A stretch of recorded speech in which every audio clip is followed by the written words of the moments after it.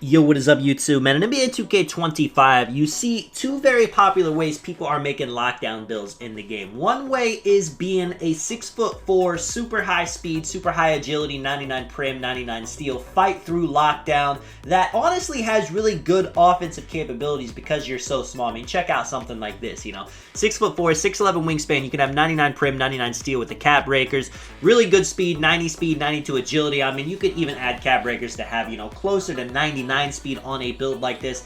Just super fast, get through every screen. Still has pretty good abilities in defending the paint. I mean, you see 68 blocks, 75 interior, okay rebounding to where you can get a box out if needed. And on offense, because you are 6'4", even with really long wingspan, you can still get an 89 three-pointer. You can have 80 driving dunk to get really good animations when cutting to the rim. The other way you could go about making a lockdown build is being a bigger lock. You can see an example right here being 6'7". The steal and perimeter might be a bit lower, not too much though. You can still have 94 steal. You could honestly even have 99 if you wanted. With the perimeter, you could get it to 92 to get those gold perimeter badges like on-ball menace, pick dodger, challenger. But being a bigger build, the main thing you can do with a build like this is be more switchable, where with the 6'4" lock, you're basically just trying to stay on the guard no matter what. Yes, you can call a rotation, you can switch if absolutely necessary, but what you're trying to do is pretty much just take the PG out of the game, make them have a miserable time. Whereas if you're on a taller switchable lockdown like the 6'7", you can very easily switch to the big. You can let the back end pick up, and you can be more of a sides defender. You could always, kind of split the difference too, going 6'6" to 6'5". But in today's video, you guys are going to see we're going up against a team that has two 6'4s that are like the build I showed. Really high steal, really high perimeter, really good speed and agility. Whereas with our team, we have a 6'7" and a 6'8" lock, where they're trying to hide their center on defense, where we are trying to hide RPG. Very opposite ways of playing, but pretty much the same in the exact same sense. Now, if you guys are wondering, is there one that's way better than the other? Should I have a switchable lockdown, or should I have a build that can just fight through? I'm going to let you guys know. If you play with a lot of randoms, if you play Park, if you play Random Rec, then you probably want to go with more of a fight through lockdown type build, because somebody in Random Rec is not ever going to switch. They're going to follow their arrow. And as a lock, if you're on a bigger lock, you might have all these abilities to switch, but it's not going to matter because you're just going to have to fight through screens. You're going to want to be super fast. So if that is where you are, you want to make a lockdown, I would definitely recommend going 6'4" if you're trying to play Random Rec. Especially too, the 6'4s have a really good offense for a mode like Random Rec. With that 80 driving dunk and that 89 three-pointer, you can kind of move around to the hash. You could be a dunker on the fast break, and having that super high speed is going to help you get buckets on the fast break. If you're somebody that plays with a squad, I would definitely recommend try out the bigger lockdown builds and just switch everything. Both of you play as a back end and both of you play as a lock. That is very annoying for guards to play against, especially too whenever they're not used to it. If you're playing somebody who's not experienced on a guard and you're playing sides, he's going to try to go left, right, he's going to long run, and you're going to be able to blitz him, and he's going to have a miserable time. If you're playing against a really good PG, then he's going to tell his center to slip, and he's just going to try to hit the slip until you guys stop playing sides. The only thing with that is, and as you guys can see, man, being a bit offensive on my lockdown, a little hop back to the three. The only thing about that is PGs are ball hogs, and they do not want to pass the ball. So even if somebody is a good PG, they might not be able to help themselves. I've seen it countless times. Really good PGs are just trying to force up threes because they're not just trying to hit the slip every single time. Especially if you get down in a game,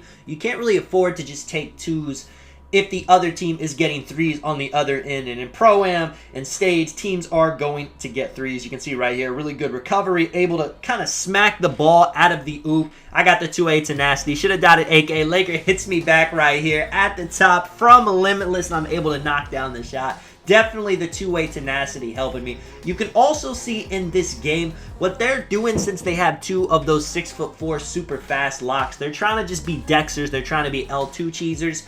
And in theory, that makes a lot of sense because being a lock with high perimeter, high steal, 6'4", you're going to have super high speed and agility already. So you can both just dex around. Since you're 6'4", you're already going to have an 89 3, so you're going to be able to knock down shots consistently. Now, to go along with the 80 driving dunk, if they went that route, they'll be able to get dunks if we play too high.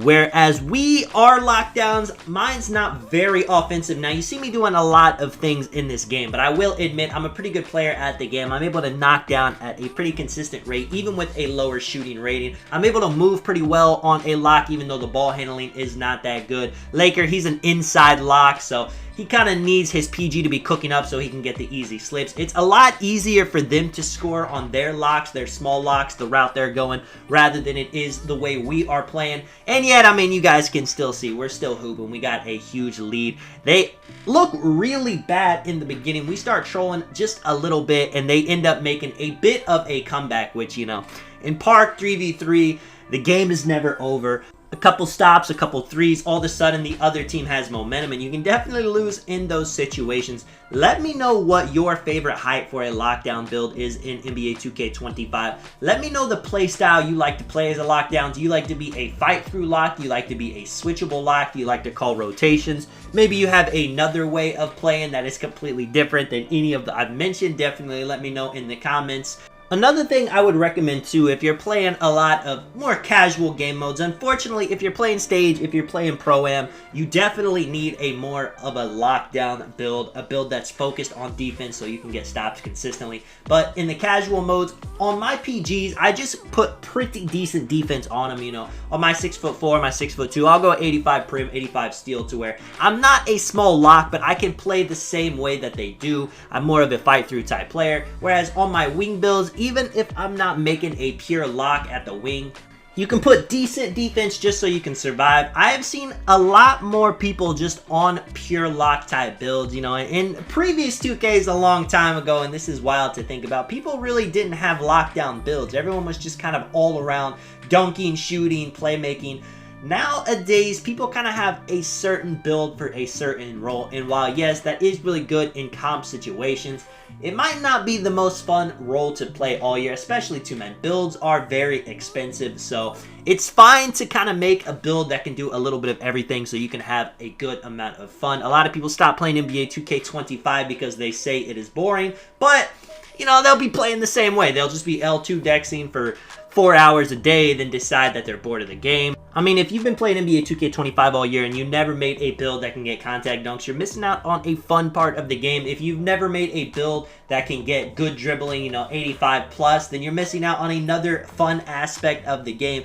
And while, yes, you know, everyone's got their favorite play styles, I like to play center mainly. I also have guards. I also have locks. I have builds that can get contact dunks. I have builds that can dribble. I have something that can do everything so I can keep my enjoyment of the game lasting the whole 12 months. And that's always my goal whenever I play every single NBA 2K, no matter what it is. If you guys did enjoy the video, if you do want to drop a like and subscribe, of course, I do appreciate it a ton, man. This is Tonic. I will catch you guys in the next one. I'm out. Peace.